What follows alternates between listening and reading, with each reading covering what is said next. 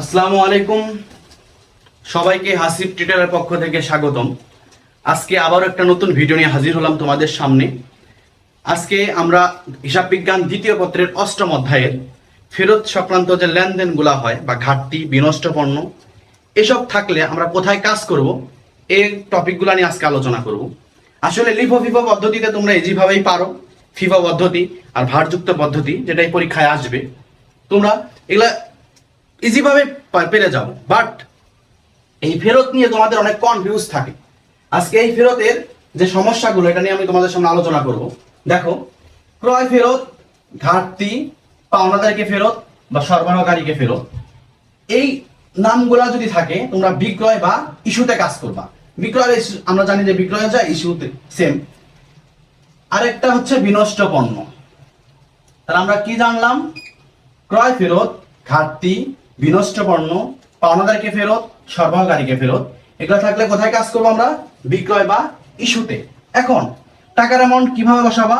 অবশ্যই ফিফো পদ্ধতিতে লক্ষ্য করবা যে যখন যেটা ফেরত দেওয়া আছে ঠিক তার সামনে যে পণ্যটা ক্রয় করা আছে সেই পণ্যর রেটটা এখানে বসবে। ঠিক আছে? তাহলে কি বিক্রয় বা ইস্যুতে কোনগুলো কাজ করব? ক্রয় ফেরত, ঘাটতি, বিনষ্ট পণ্য, পাওনাদারকে ফেরত, সরবরাহকারীকে ফেরত। ঠিক আছে? এরকম আরেকটা দেখো, বিক্রয় ফেরত, গুদামে ফেরত, কারখানা ফেরত, দেনাদারকে ফেরত। এগুলো থাকলে আমরা ক্রয়ে কাজ করব। ঠিক আছে? একটু বোঝার চেষ্টা করো। আমরা যখন একটা পণ্য ক্রয় করি তখন আমাদের পণ্য বেড়ে যায়, আর যখন আমরা ক্রয়কৃত পণ্যটা ফেরত দেই তখন আমাদের পণ্য কমে যায়। আর আমরা জানি যে পণ্য যদি কমে যায় তাহলে আমরা কি বিক্রয় কাজ করতে হয়। ঠিক আছে? এরপর দেখো, বিক্রয় ফেরত, এর মানে পণ্যটা আমি বিক্রি করছিলাম, পণ্য চলে গেছিল, এখন আবার রিটার্ন পণ্যটা আমার চলে আসলো, তাহলে আমার কি পণ্য বেড়ে গেল, এই জন্য আমার ক্রয়ে কাজ করতে হয়। ঠিক আছে? এটা ভালো করে একটু দেখে যদি মনে রাখো, আমার দীর্ঘ বিশ্বাস তোমাদের ফেরত নিয়ে বা এই যে বিনষ্ট পণ্য কারখানায় ফেরত বা গুদামে ফেরত এগুলো প্রবলেম হওয়ার কথা না। তুমি আবারও আমি বলতেছি, দেখো, ক্রয় ফেরত, ঘাটতি, পাওনাদারকে ফেরত, সরবরাহকারীকে ফেরত থাকলে আমরা বিক্রয় বা ইস্যুতে কাজ করব। বিক্রয় ফেরত, গুদামে ফেরত, কারখানায় ফেরত অথবা দেনাদারকে ফেরত থাকলে আমরা ক্রয়ে কাজ করব। ঠিক আছে? এরপর দেখো, আমাদের ক নাম্বারে অনেক সময় বিনষ্ট পণ্য বা ঘাটতি বের করতে বলে। বিনষ্ট পণ্য আর ঘাটতি বের করার সূত্র একটা মনে রাখবা, ক্রয় সাথে প্রারম্ভিক মজুত পণ্য যোগ করব।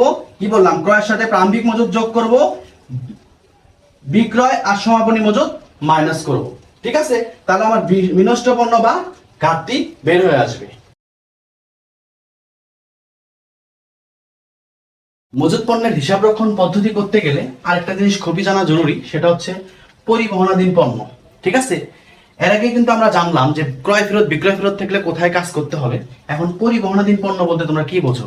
যখন একটা বিক্রেতা তাদের প্রোডাক্টটা বিক্রি করবে তখন এই প্রোডাক্টের পরিবহন খরচ বা বহন খরচ ক্রেতা বহন করবে নাকি বিক্রেতা বহন করবে, বা এই পণ্যটার মালিকানাকে ক্রেতা না বিক্রেতা, এ সম্পর্কে তোমাকে জানতে গেলে পরিবহনাধীন পণ্য দুটা সত্য সম্পর্কে জানতে হবে। ভালো করে শোনো, দুটা সত্য কি কি আমরা জানি। একটা ফফ শিপিং পয়েন্ট আর একটা ফফ ডেস্টিনেশন পয়েন্ট। ঠিক আছে? তো ফফ শিপিং পয়েন্ট জিনিসটা কি? যখন বিক্রেতা তাদের প্রোডাক্টটা বিক্রি করবে, হ্যাঁ, এই প্রোডাক্টটা যখন বিক্রি করবে তখনই বিক্রি করার সঙ্গে সঙ্গে এটা পরিবহন কোম্পানিকে দিবে। কাকে দেওয়ার জন্য? ক্রেতাকে দেওয়ার জন্য। ঠিক আছে? যখন বিক্রেতা তাদের প্রোডাক্টটা বিক্রি করে দিবে তখনই এই বিক্রি করার সঙ্গে সঙ্গে মালিকানা গ্রহণ করবে কে? ক্রেতা।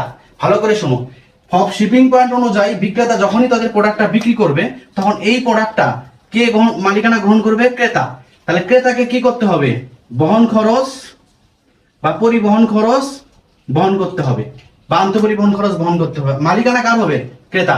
তাহলে আমরা জানলাম ফফ শিপিং পয়েন্ট অনুযায়ী বিক্রেতা যখন তাদের প্রোডাক্ট বিক্রি করবে সঙ্গে সঙ্গেই মালিকানা হবে ক্রেতার, আর ক্রেতা কি বহন খরচ, আন্তঃপরিবহন খরচ বা বহন খরচ যেটাই বলো না কেন বা পরিবহন খরচ যেটাই বলো না কেন, এটা গ্রহণ করবে কে? ক্রেতা। অর্থাৎ সম্পূর্ণ দায়ভার থাকবে ক্রেতা। কি অনুযায়ী? ফফ শিপিং পয়েন্ট অনুযায়ী। ঠিক আছে? এবার দ্বিতীয় শর্তটা কি? ফফ ডেস্টিনেশন পয়েন্ট। এটা অনুযায়ী যখন বিক্রেতা প্রোডাক্টটা কি করবে? বিক্রি করবে, বিক্রি করার সঙ্গে সঙ্গে পরিবহন কোম্পানিকে দিবে ক্রেতাকে পৌঁছে দেওয়ার জন্য। ঠিক আছে? এখন যখন এই প্রোডাক্টটা ক্রেতাকে পৌঁছে দেবে, পৌঁছে দেওয়ায় যখন ক্রেতা প্রোডাক্টটা হাতে পাবে হাতে পাবে তখন এর মালিক হবে ক্রেতা, তার আগ পর্যন্ত কার? বিক্রেতা। অর্থাৎ পণ্য বিক্রি করার সঙ্গে সঙ্গেই ফব ডেস্টিনেশন অনুযায়ী ক্রেতা মালিক থাকবে না, মালিক থাকবে কে? বিক্রেতা।